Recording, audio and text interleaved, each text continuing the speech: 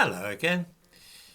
Sweden and Denmark were, during the 1960s and 1970s, bywords for their relaxed and liberal lifestyles. Crime was low, the rape or sexual molestation of women virtually unheard of, and everybody in the countries belonged to the same ethnic group. They were homogenous.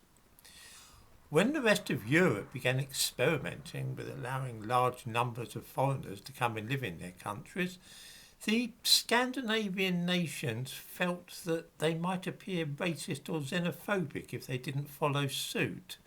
And so they too began allowing loads of people from Syria, Afghanistan and Sudan to settle in their countries. It seemed the liberal and progressive thing to do. How's it worked out? Here are a couple of interesting statistics. In Copenhagen, capital of Denmark, 66% of the people in prison were not born in Denmark. That's right, 2/3 of their prisoners in Copenhagen are foreigners. In the rest of the country, almost half the prisoners are foreign. That doesn't seem too good, does it? In Sweden, 90% of murders or attempted murders involving firearms are committed either by immigrants or people who have at least one parent who is an immigrant.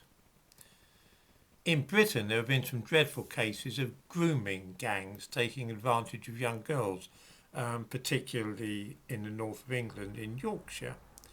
In Sweden, the problem is gang rapes. A survey in 2018 found that over the preceding 2 years, 43 men had been convicted of involvement in gang rapes. Of this number, 40 were either immigrants or the children of immigrants.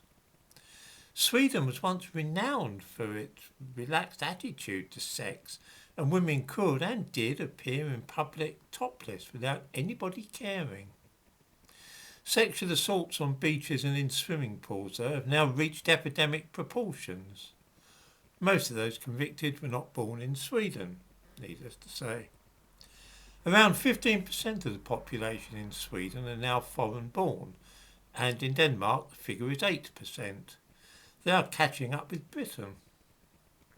Something that is becoming very clear to both countries is that there is no financial benefit to immigration.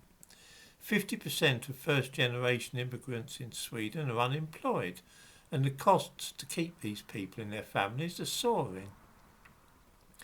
Watching Scandinavia in this way makes one wonder what on earth induced them to follow down the same path as which Britain has taken. Sweden now has regular riots, ghettos, Albanian gangsters and all the other problems which many European countries experience. By making this experiment, they have irrevocably changed the nature of their countries and ensured that their laid-back and liberal way of life is gone forever.